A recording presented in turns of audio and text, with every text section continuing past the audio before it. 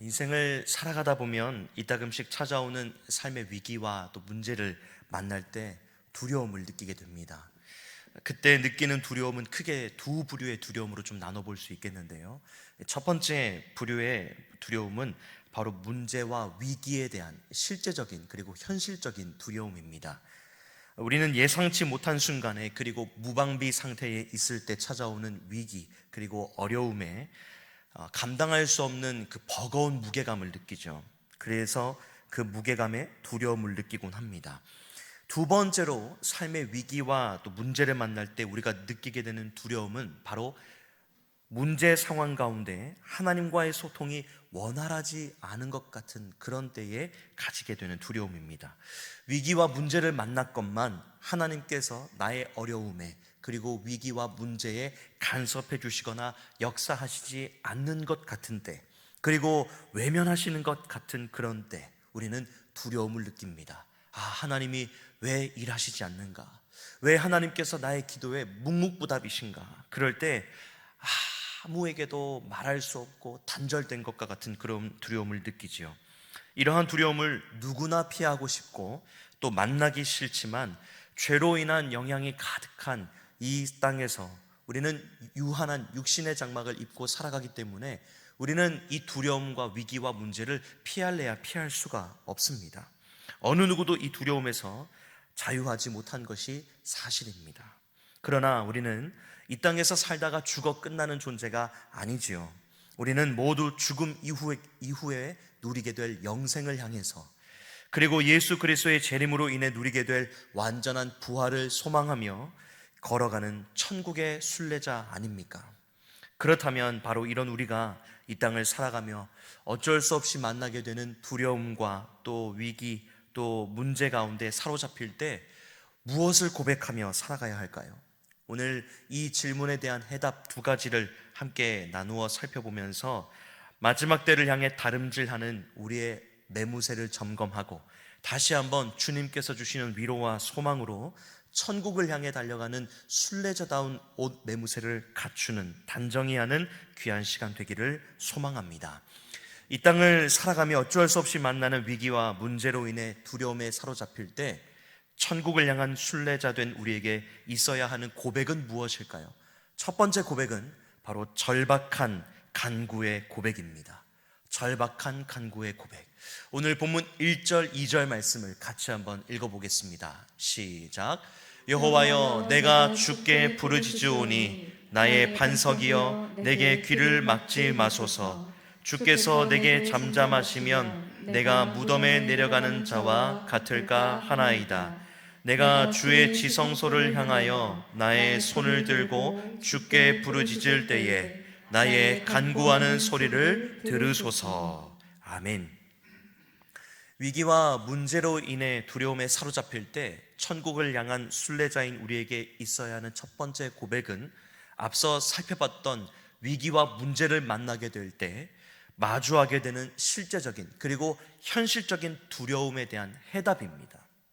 바꿔서 말씀드리면 문제와 위기를 만나서 실제적인 두려움 또 현실적인 두려움이 우리의 마음을 엄습하고 사로잡을 때 우리는 절박한 심정으로 하나님 앞에 간구해야 한다라는 것입니다. 그렇게 할 때 우리 마음을 엄습하는 그 두려움을 물리칠 수 있다라는 것이죠.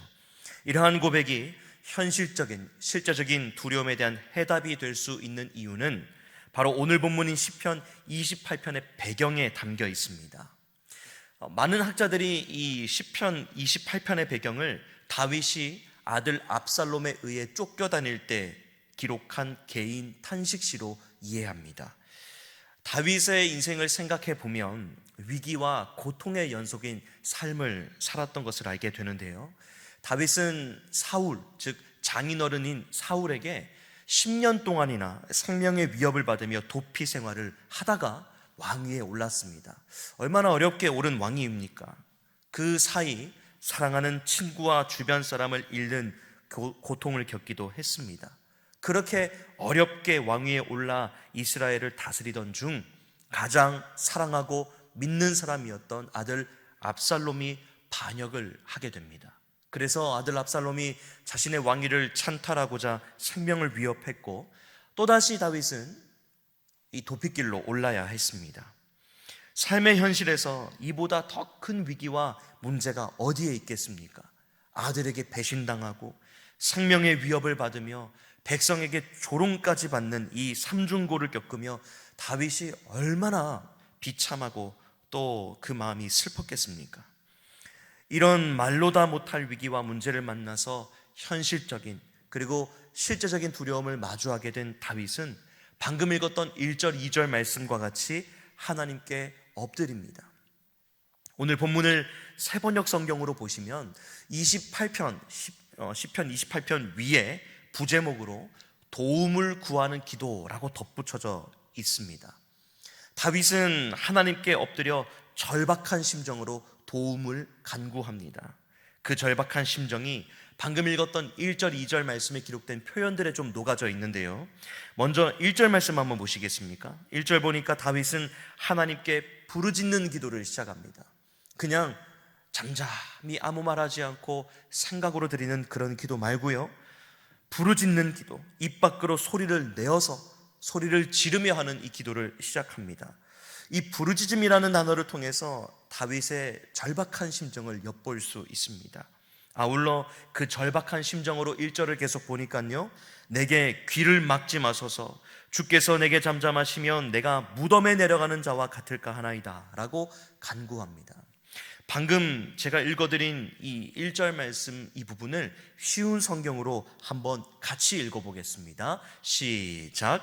제발 못 들은 채 마소서, 주님께서 외면하시면 나는 무덤에 있는 사람과 같이 될 것입니다. 여러분, 얼마나 다윗이 절박하면 하나님께서 외면하시는 것이 마치 죽는 것과 같다라고 표현을 하겠습니까? 하나님, 제발 못 들은 채 하지 말아 주십시오. 하나님께서 외면하시면 저는 무덤에 있는 죽은 사람과 같을 것입니다. 얼마나 절박하고 두려웠으면 이렇게 고백했겠습니까? 나아가 2절을 보시면 다윗은 나의 손을 들고 주께 부르짖을 때에 나의 간구하는 소리를 들으소서라고 말하는데요, 여기에서 손을 드는 자세는 하나님의 보호를 요청할 때의 기도와 또 예배 자세를 가리키는 표현입니다. 이것은 몸 전체를 사용해서 예배하고 기도하는 것을 의미합니다. 앞서 1절에서 살펴봤던 다윗의 기도는 입술을 사용하는 부르짖는 기도였다면 2절에서 드러나는 다윗의 기도는 입술만이 아닌 몸 전체를 사용하는 기도인 것이죠. 입술로만 부르짖어도 절박한 기도라는 것을 알 수 있는데, 우리는 2절에서 몸 전체를 사용하는 이 다윗의 기도를 통해서 다윗이 얼마나 절박했으면, 얼마나 두려웠으면 이렇게 기도했을까 알게 되는 것입니다. 몸을 사용한다는 것은 여러분 어떤 행동에 대한 진정성을 의미하는 것이죠. 이것을 적용해서 1절, 2절을 해석해 본다면 지금 다윗은 위기와 문제 앞에서 자신이 도움을 구할 수 있는 많은 여러 선택지 중에 하나님이라고 하는 선택지를 하나 선택해서 간구하는 것이 아니라 하나님 아니면 안 됩니다. 하나님 외면하시면 저는 어떻게 합니까? 제가 어디 가서 도움을 받으며 어디 가서 저의 생명을 구할 수 있겠습니까? 오직 하나님밖에는 나의 도피처가 없습니다 라고 하는 절박한 심정으로 하나님께 매달리고 있는 것입니다. 오늘 본문 속 다윗이 급박한 위기 상황 속에서 하나님을 유일한 도피처로 삼고 절박한 심정으로 간구했던 것처럼 창세기를 보면 삶의 위기를 만났을 때 절박한 심정으로 하나님을 붙잡았던 한 사람이 있습니다. 그 사람은 바로 여러분들께서 잘 아시는 야곱입니다. 형 에서의 장자권과 모든 축복을 다 빼앗아서 달아났던 야곱은 20년 만에 에서를 만날 때가 가까워져 오자 심각한 두려움에 휩싸입니다. 에서를 만난다는 것도 두려운데 이 에서가 400명의 군사를 이끌고 온다는 소식을 들으니 더욱 큰 두려움과 답답함에 에워싸입니다. 갖은 꾀를 써서 에서를 만날 준비를 하지만 두려움은 해소되지 않습니다. 야곱은 모든 가족과 소유와 가축들을 다 자신보다 앞서 보내고 야복 강가에 그렇게 홀로 남게 되는데요, 그때 하나님께서 홀로 된 야곱을 찾아오십니다.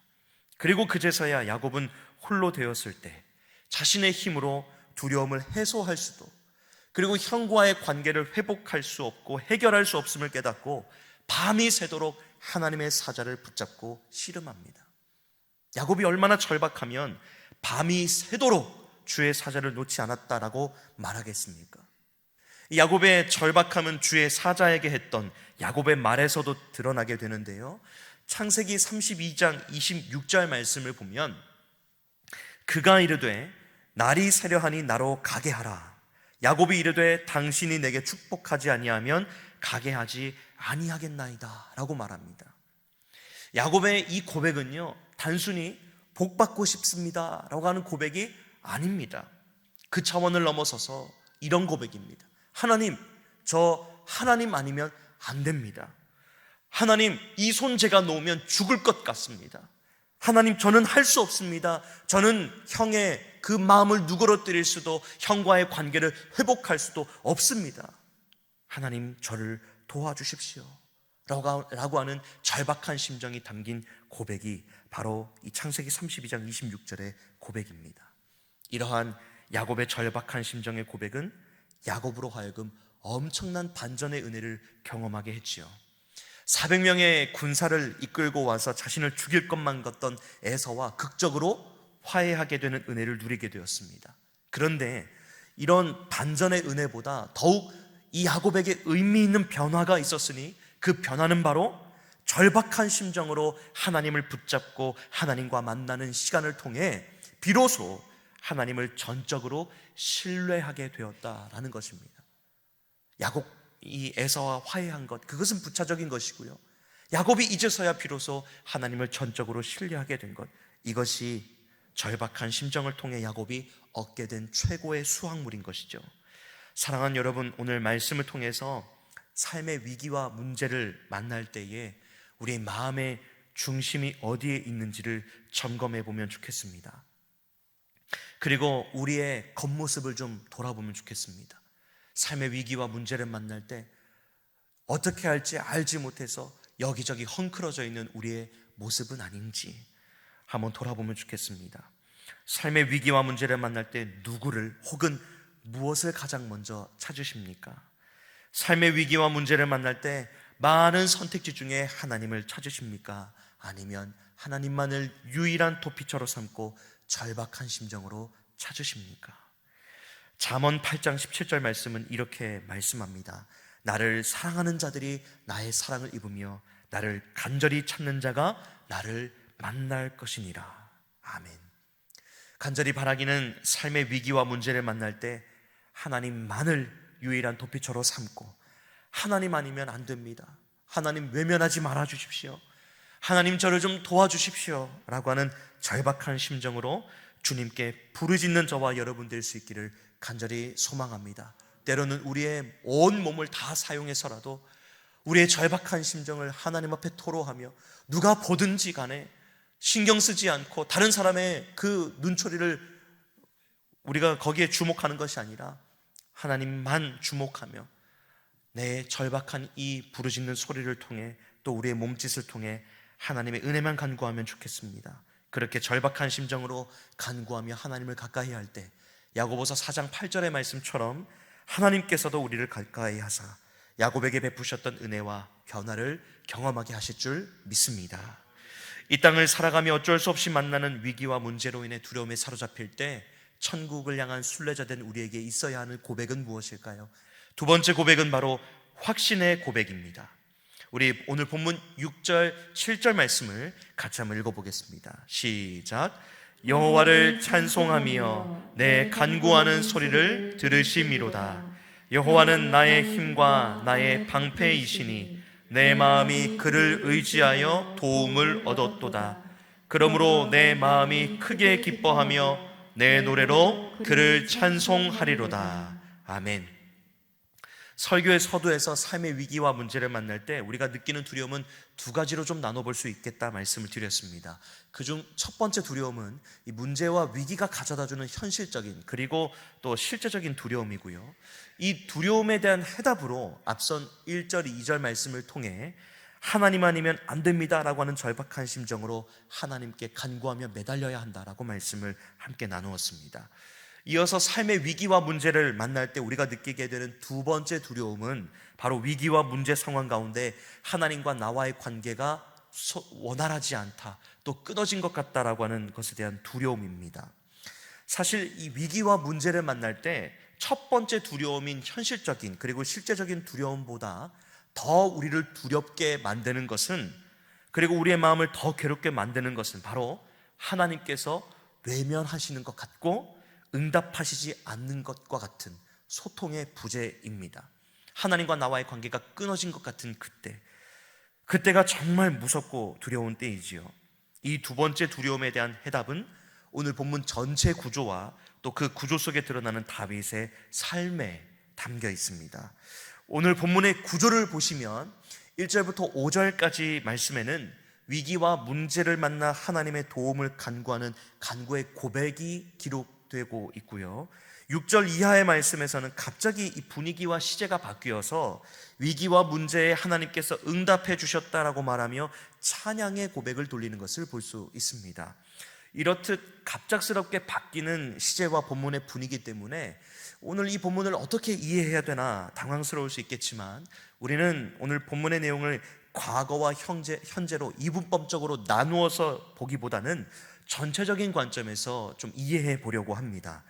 오늘 본문만 보면 과거에 다윗이 문제를 만나서 간구했다고 하니 힘들 때는, 어려울 때는 하나님께 절박한 심정으로 도움을 간구해야 되고, 그 이후에 기도에 응답해 주시면 기쁨과 찬양을 허락하셨다라고 감사의 고백을 드리는 것이 맞다라고 여겨집니다.